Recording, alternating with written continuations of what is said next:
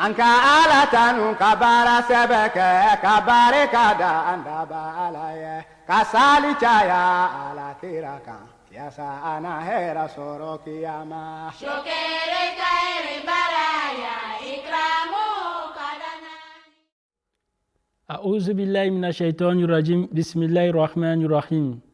Assalamu alaikum wa rahmatullahi wa barakatuh. Très chers téléspectateurs de la MTA. Bon nombre de personnes pensent que la religion relève de l'imaginaire et qu'elle serait un moyen d'asservissement, un outil d'exploitation de la masse la plus faible. De toutes ces affirmations qui ont été posées, nous tenterons de les répondre avec nos invités, M. Oustaz Abdraman Ouattara et M. Kema Ouma. Assalamu alaikum wa rahmatullahi wa barakatuh. Tu es les bienvenus sur ce plateau. Alors, la religion est reléguée à un fait d'imagination de la part chez bon nombre de personnes en Europe et certaines personnes, même s'ils sont en minorité en Afrique. Quelle est la notion d'imaginaire? C'est quoi la notion de l'imaginaire? Bismillahirrahmanirrahim. Au nom d'Allah le gracieux et le miséricordieux. Merci Fred Aibisiaï pour cette question. Il faut dire que la notion de l'imagination humaine se traduit par la conception, n'est-ce pas, de la pensée humaine. Le fruit de la pensée humaine, ou si vous voulez, l'invention de l'homme, d'une personne. Donc voilà un peu, si je peux m'exprimer ici, quant à la notion de l'imagination humaine. Alors, la religion serait-elle le fruit de l'imagination humaine? La religion serait-elle une conception humaine? La religion serait-elle une invention de l'homme? Je pense qu'on va en débattre tout à l'heure. Une invention de l'homme. Alors, Oustaz Abdraman, comme entendu le frère Ouma, certaines personnes disent que la religion, c'est une invention humaine. C'est les hommes qui ont créé avec des buts, peut-être le but d'exploiter une tierce personne, etc. Ou bien en tout cas une masse de personnes. Quels sont les fondements de la religion?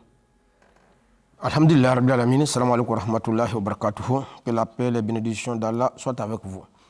Alhamdulillah, par rapport à cette question, d'abord, Dieu en tant que le Créateur.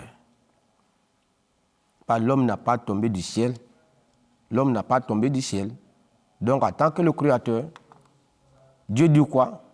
Parce que quand on se réfère au Saint-Coran, Allah subhanahu wa ta'ala nous dit wa ma khalaqtul jinna wal insa illa liya'budun. Je n'ai créé les djinns et les hommes que pour qu'ils m'adorent. Donc, à partir de ces versets-là, donc l'homme n'a pas tombé du ciel, l'homme a été créé par qui? Par Dieu. En le créant ainsi, quelle mission Dieu lui a donnée? Cette mission ne te dit que venir adorer Dieu. Vous voyez? Donc cela veut dire que, pour dire que la religion est une imagination humaine, dès ici, c'est faux. Le Coran dit que c'est archi faux. Parce que l'homme ne vient pas d'ailleurs. Et Dieu même nous soutient quelque part, pour qu'on puisse comprendre réellement tu es Dieu. Il nous a créé pour quoi faire? Dieu dit que référez-vous au moins ces créatures. Ne voyez pas les différentes planètes. Vous ne voyez pas le soleil, la lune, la terre, etc. Alors, qui les a créés? Et Dieu même a assigné que c'est lui qui les a créés. Depuis le monde fut créé, aucun scientifique n'a pu démontrer A plus B que telle planète est sa création. Mais c'est Dieu qui a démontré A plus B. Donc Dieu qui a créé l'homme et toutes ces planètes-là, Dieu dit qu'il ne les a pas créées en vain, il les a créées avec un but bien déterminé. D'accord. Alors, moi, c'est bon. Les motivations de ces savants pour dire que la religion n'est pas basée sur quelque chose de réel, que ça relève de la fiction. Quelles sont donc les motivations? Sur quoi elles se basent? D'accord, merci pour cette question. Effectivement, plusieurs savants, et non des moindres, il faut dire même plusieurs philosophes, soutiennent effectivement que la religion serait le fruit, n'est-ce pas, de la pensée de l'homme. Alors, deux grandes motivations. Parce que la première, c'est que d'abord, pour ces savants-là, ils voient effectivement que la religion est remplie de dogmes. Elle est remplie, le dogme, c'est ce qu'on sait, c'est-à-dire, ce sont des vérités indiscutables, qui ont été déjà établies par l'autorité, généralement par l'Église. Donc, ce sont des vérités qu'on ne discute pas dessus. Et ils voient effectivement que la religion est utilisée pour asservir le peuple. Pour certains, on ramène l'homme au plus bas de l'échelle de l'humanité parce qu'on ne lui permet pas de développer, de raisonner, de développer son intellect. C'est comme si on les formate, en fait. Voilà, on les formate. Donc, il n'y a pas de réflexion, il n'y a pas de raisonnement dans la religion. Donc, du coup, ils se disent que la religion est faite effectivement pour exploiter. À l'image, par exemple, du discours de 1883 du pape Léopold II, quand il s'adressait aux missionnaires, venus, n'est-ce pas, en Afrique, généralement au Congo, il les a donné des instructions. Comme quoi utiliser ces passages, n'est-ce pas, de la Bible, voilà, pour donner au peuple. Un exemple palpable, il sera difficile aux riches de rentrer au paradis, n'est-ce pas? Donc, ce sont des propos qui incitent l'homme, n'est-ce pas, à ne même pas aller vers la richesse. Des propos qui amènent l'homme à ne pas aller au-delà, n'est-ce pas, de sa personne. Alors, le deuxième grand volet, c'est que ces savants ont constaté que la science, ou si vous voulez, le créateur dont nous rêvons tant, dont nous en parlons, et sa créature ne sont pas en adéquation. Il y a, si vous voulez, la création et le créateur sont aux antipodes. Parce que, ah bon? Oui, ils estiment par exemple que Dieu qui a créé, n'est-ce pas, tout cet univers-là, comment est-ce possible qu'il y ait des choses dans ce monde qui ne sont pas en conformité avec ce qu'il a dit dans ses écrits? Okay. J'en veux pour peu, n'est-ce pas, Galilée, assassiné, n'est-ce pas, par l'Église, pour avoir affirmé que la Terre tourne. Et la religion soutenait qu'elle ne tourne pas. Alors que les scientifiques sont convaincus qu'elle tourne. Donc du coup, ils se disent, c'est que la religion n'émane pas de Dieu. Elle émane de la pensée de l'homme. C'est pourquoi elle ne tourne, la religion dit des choses, effectivement, qui sont contraires à la nature, qui sont contraires à ce que nous voyons. Donc du coup, pour eux, Dieu n'existe pas, parce que s'il existait, il serait en parfaite harmonie, il y aura une cohérence entre ce qu'il dit et ce qu'on voit. Bon, il y a effectivement plusieurs savants qui ont estimé que, quand bien même que la religion, il y a effectivement des contradictions avec la science, avec la nature, elle a quand même sa place. N'est-ce pas, Freud qui soutient que, effectivement, la religion a sa place parce qu'elle permet effectivement l'équilibre social de notre société. Parce que la religion nous permet de s'abstenir de plusieurs vices, d'où son importance au fait. Elle permet, n'est-ce pas, à la société de ne pas le voler, de ne pas commettre ceci ou cela. Donc, au fait, les règles de la religion arrangeraient la société. Voilà comment certains peut-être soutiennent la religion. Sinon, quand on rentre dans le cadre de l'asservissement du peuple, de l'exploitation du peuple, ils soutiennent que la religion est un moyen qu'on utilisait, n'est-ce pas, pour endormir la conscience du peuple. Okay. C'était donc une drogue qu'on injectait en l'homme pour ne même pas qu'il puisse s'épanouir, s'émanciper et donc de raisonner, de philosopher, d'aller au-delà, n'est-ce pas, de sa personne. Tout à fait. Voilà, c'est toutes ces raisons-là réunies qui ont amené ces savants à dire que la religion, n'est-ce pas, émanerait de la pensée humaine. D'accord. C'est donc le fruit, n'est-ce pas, de la conception humaine. D'accord. Missionnaire Abdelrahmane Ouattara, est-ce que la religion est dépourvue du raisonnement et de la raison? Ah là, loin de là. Dieu, en tant que le créateur, en créant l'homme, il a doté l'homme avec toutes ces facultés-là. Alors, Dieu n'a pas créé l'homme seulement sans raison.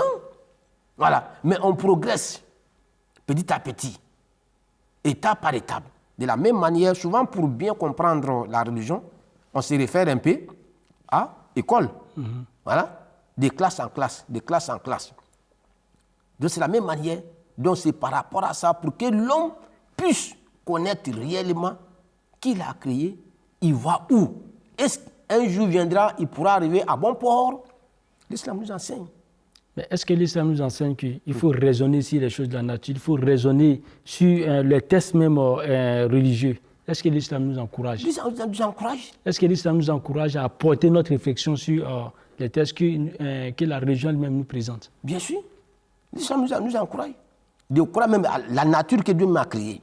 Voilà pourquoi Dieu te dit plusieurs fois, c'est vrai que tu ne me vois pas, mais tu ne vois pas telle créature, tu ne vois pas la terre, le soleil, même les animaux. Il dit, en regardant les animaux, on peut savoir, la manière dont...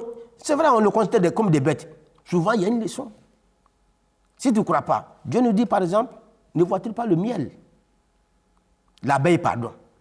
C'est une créature de Dieu. Mais la création que l'abeille fait, le produit que l'abeille fait sortir comme le miel pour l'intérêt de l'humanité, Dieu qui a inspiré l'abeille pour qu'il puisse donner une nourriture agréable à l'humanité, vous ne voyez pas ça. Donc Dieu qui a fait ça à un animal, pourquoi Dieu ne peut pas inspirer l'homme? Donc la religion nous permet de se référer à la nature, aux autres créatures, pour savoir réellement Dieu qui les a créés et Dieu qui a créé l'homme, ce Dieu-là existe bel et bien. Tout à l'heure, Oumar disait que ces savants qui ont été motivés à dénier l'existence de Dieu sont souvent poussés par les faits de contradiction qui existent entre ce que la religion nous dit et ce que la réalité nous offre, c'est-à-dire la vérité scientifique nous offre. Est-ce que de là, on peut dire qu'il y a une certaine contradiction entre la parole de Dieu et le fait des faits réels? L'islam, on ne peut pas avoir la contradiction entre la parole de Dieu et les faits de Dieu. On ne peut pas avoir la contradiction. Mais qu'est-ce qui justifierait donc? Voilà. La chose qui justifierait, on regarde, comme par exemple le frère Kima vient de dire, bon, peut-être à l'époque, d'autres ont trouvé d'autres religions ont trouvé que la terre ne tournait pas. Et les scientifiques ont démontré A plus B que la terre tournait. Et pourtant, le Saint-Coran a déjà dit bel et bien, 1440 ans, que la terre tourne. Et si toi, ta connaissance en tant qu'être humain n'est pas plus cernée pour dire que la terre tourne, peut-être, et cela va, pour toi, c'est une contradiction entre la parole de Dieu et l'acte de Dieu. C'est au niveau de ta connaissance. Parce que l'homme aussi est limité. Est-ce qu'on ne peut pas, frère Oumar, on ne peut pas dire que ces religions-là, puisque vous avez parlé du christianisme, est-ce que ce n'est pas plutôt le fait même du livre même en question, ce n'est pas le fait, c'est pas une remise en question du livre et non de la religion? Oui, moi je dirais que effectivement, il faut reconnaître qu'à cette période-là, c'était la papauté, n'est-ce pas, qui régnait. Et donc, tous ceux qui disaient des choses scientifiques qui allaient à l'encontre, n'est-ce pas, de la religion, étaient donc assassinés. Il y a même d'autres exemples, qu'on pourrait pas, même l'humanité. L'humanité daterait de 7000 ans, selon, n'est-ce pas, la Bible, quand on prend la naissance d'Adam et Ève dans la Bible. Et tout ça est en contradiction, alors que pour le scientifique, l'humanité date des millions d'années. Mais je pense que l'islam même nous enseigne, effectivement, c'est un problème, effectivement, sur la source. Sur la source. Sur la source, parce que l'islam nous enseigne, n'est-ce pas, d'aller chercher la connaissance, même si elle se trouve en Chine. Et le verset du Saint-Coran qui nous interpelle, n'est-ce pas, en tant que croyants, pour qu'on puisse vraiment beaucoup réfléchir, le verset dit en extrait, si vous permettez, dans l'alternance du jour et de la nuit, il y a des signes pour des personnes qui sont douées, n'est-ce pas, d'intelligence. Et je pense que c'est à partir de ce verset-là qu'on devrait comprendre qu'en réalité, quand on mène une réflexion poussée, il n'y a pas effectivement de contradiction entre le Créateur et sa créature. Il y a une cohérence. Il suffit que l'homme parte chercher, n'est-ce pas, cette cohérence-là, cette harmonie entre la créature et le Créateur. Donc c'est une question de source. Oui, c'est une question de source. Oui. Puisque c'est le christianisme qui a dominé ce monde pendant ce temps-là, pendant longtemps, et que on disait certaines choses que c'est à partir des enseignements chrétiens. Mais réellement, puisque la Bible, je crois que ces philosophes devaient plutôt tenir compte du contexte d'élaboration de la Bible. Est-ce que l'homme n'a pas pu intervenir au sein de la Bible? Est-ce que c'est la parole de Dieu? Parce que le Coran, si le Coran le disait, c'est-à-dire que le Coran affirmait quelque chose qui était en contradiction avec les éléments, les produits scientifiques, on pourrait la mettre en question, la religion. Vous ne trouvez pas? Bien sûr. Mais tout ce que le Coran dit par rapport au Créateur et par rapport également à sa réaction, il n'y a pas de contradiction. Okay. Voilà. Si les autres religieux, ou bien dans les livres saints, on trouve des contradictions, les scientifiques devaient étudier d'abord toutes les saintes écritures pour savoir la parole, quel est le livre révélé qui marche avec la science ou la nature. Tout à fait. Voilà. S'ils avaient fait ça, ils pourraient s'en sortir vraiment pour dire, donc ce n'est pas tous les livres rejetés, livres révélés qui met en contradiction la parole et l'acte de Dieu. D'accord. Voilà. Donc on peut dire que la réflexion, le raisonnement dans le fait religieux est plutôt démis parce que le Coran, je crois, dans nombreux versets dit ne réfléchissez-vous voilà. donc pas. Ne réfléchissez pas, ne méditez pas. Dieu n'a pas créé quelque chose de hasard. Tout a été créé pour un but bien déterminé. Chacun est mis à sa place. Quel que ce soit la terre, le soleil, la lune, etc. Tout le monde bouge selon une règle bien déterminée. D'accord. Donc, c'est que ce temps que, en fait, dans la religion, ce n'est pas forcément tout ce qui est visible auquel nous on croit. C'est-à-dire, ça relève du dogmatisme. Mais ça ne veut pas dire que qu'une chose peut exister sans qu'on puisse ne pas la voir. Bien sûr. Il y a des choses qui existent, mais on ne la voit pas. Bien sûr. OK? Oui. On a des exemples tels que le vent, bien sûr, ça nous caresse, ça nous chatouille, mais quand même ils existent bel et bien. On ne voit pas le courant, mais le courant quand même, ils existent quand on s'y approche. Okay? Il y a ces sensations-là. Mais qu'est-ce que la religion, c'est-à-dire le monde scientifique doit faire pour pouvoir découvrir Dieu? Bon, est-ce qu'on va s'arrêter avec un télescope et puis mirer le ciel, tenter? Loin de là. Quel est donc le moyen par lequel on peut découvrir Dieu? Voilà. Donc, c'est pas. Quand l'islam dit, vraiment, on peut croire Dieu, on peut croire en Dieu sans le voir. Mais les scientifiques veulent coûte que coûte attester. Voici une preuve palpable pour dire que l'islam nous enseigne. Si on pouvait voir Dieu, Dieu n'est pas physique. Voilà. Parce que s'il était physique, quelque chose qui est physique ne peut pas entendre tout. C'est-à-dire qu'il sera stationné quelque part, il sera limité. Voilà. Or, comme Dieu n'est pas limité, tout à fait. Donc on peut pas dire que, pardon, comme Dieu, il n'est pas limité, donc on ne peut pas dire que Dieu, il est quelque chose qu'on voit avec l'œil nu. Tout à fait. Ce qui fatigue aussi les gens dans la quête du divin, c'est que comme ils possèdent un nez, des yeux, c'est-à-dire ils sont dotés d'organes de sens, ils auraient bien voulu qu'ils essaient de transposer cette réalité qu'ils ont là à Dieu. Comme si Dieu aurait un nez. Pourtant, nous ne sommes qu'une créature. Raison pour laquelle, d'ailleurs, dans tous nos dessins, dans tout ce qu'on essaie de nous-mêmes dessiner, créer, il y a toujours les reflets de l'homme, le reflet des animaux en tant qu'organe de sens sur ces dessins, ces photos, etc. Mais la réalité n'est que Dieu ne peut pas nous ressembler. Jamais. OK? Jamais. Parce que quelqu'un qui est au-delà de nous, il nous a donné qu'un cerveau pour réfléchir que juste aussi à notre limite. Il y a une certaine limite. Il ne nous a pas permis de comprendre lui sa réalité dans sa quintessence. Voilà. Mais à travers aussi sa créature, comme vous venez de le dire, on arrive quand même à découvrir Dieu, les lois de la nature et les lois aussi qu'il a mis pour que nous puissions étudier et faire ressortir ce qui va dans notre intérêt. Bien sûr. C'est ce que le Coran quand même le dit. Voilà. On doit aussi parler c'est-à-dire les sources. On ne nie pas en fait une source. On dit que la source, elle est quand même bonne, c'est-à-dire puisqu'ils ont été victimes. Effectivement, quand tu as subi les conséquences d'une certaine donnée, ça te fatigue. Il y a des gens qui ont été assassinés parce que un livre aurait dit ceci, alors qu'ils ont découvert autre qui n'a rien à voir avec ce que le livre a découvert. Mais cela reflète, c'est une réflexion qui ne va pas trop loin. parce qu'ils ont circonscrit la religion qu'autour seulement de ce livre. On devait plutôt étudier, parce que ce livre ne s'est pas dit qu'elle est pure, elle est indéfectible. Tout à fait. Ce livre ne l'a pas dit. Mais c'est les livres religieux qui disent qu'ils sont indéfectibles. On doit se tourner vers ces livres pour voir effectivement si les données de ces livres-là sont en contradiction avec les lois de la nature. Tout à fait. Vous ne voyez pas? Bien sûr.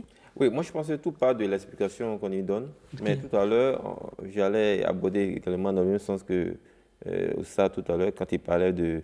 Effectivement, Dieu, on ne peut pas effectivement le démontrer physiquement. Parce qu'une question, c'est de savoir, est-ce que nous ne rêvons pas?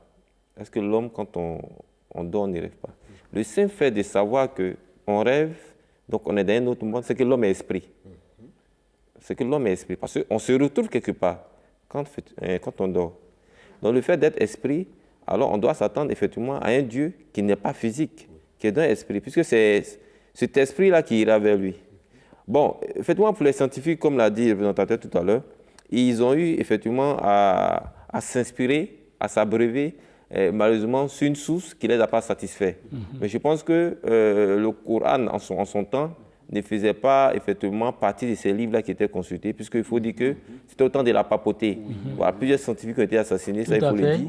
Et il faut dire aussi que plusieurs scientifiques se sont convertis, n'est-ce pas, en islam comme en christianisme, parce qu'ils ont découvert après des données qui collaient parfaitement avec la religion.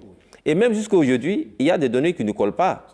Et par exemple, si on prend Adam et Ève, la Bible n'a jamais nié qu'elle date de 7000 ans, jusqu'à présent. Et les musulmans qui soutiennent que Adam et Ève de la Bible est le même Adam et Ève du Saint-Coran, c'est qu'ils sont encore dans le rêve. Puisque l'humanité date de plus de des millions d'années.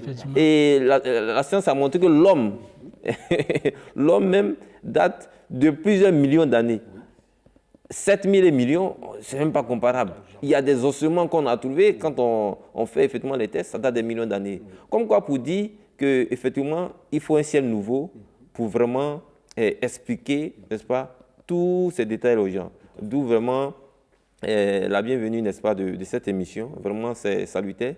Parce qu'en réalité, ce message du Messie promis alayhi salam est vraiment ce message qui pourra vraiment éclairer la lanterne vraiment de plusieurs personnes et vraiment faire taire plusieurs préjugés qu'on a sur la religion. D'accord. Alors, missionnaire, votre mot de fin, s'il vous plaît.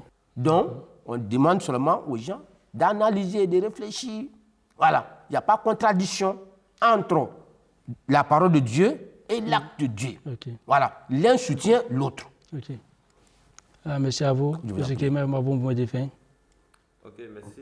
Moi, je dirais qu'effectivement, il faudrait qu'on puisse vraiment pousser nos recherches, nos connaissances, en tout cas un peu plus loin. Parce que, comme l'a dit le Saint-Coran, dans l'attenant du jour et de la nuit, il y a des signes vraiment pour des gens qui sont doués d'intelligence. Pour des gens. Comme quoi, le Coran a circonscrit vraiment une catégorie de personnes qui pourront vraiment cerner, n'est-ce pas, le Créateur et la créature. Donc, pour ceux qui vraiment veulent connaître Dieu, merci bien. Voilà, il faudrait vraiment qu'ils poussent les recherches encore plus loin, car en réalité, il n'y a pas de contradiction entre le Créateur et sa créature. Chers téléspectateurs, une religion qui est dépourvue de raisonnement, une religion dont les données ne collent pas avec les données scientifiques, c'est une religion qui n'apporte pas de solution réelle. On doit donc plutôt mettre la source en cause et rechercher ou bien aller vers des religions qui satisfassent les hommes sur le plan spirituel, sur le plan scientifique et sur le plan social. Sur ce, merci d'avoir pris place à cette émission. Chers invités, nous vous disons au revoir. Assalamu alaikum wa rahmatullahi wa barakatuh. Merci à vous de nous avoir suivis. Merci.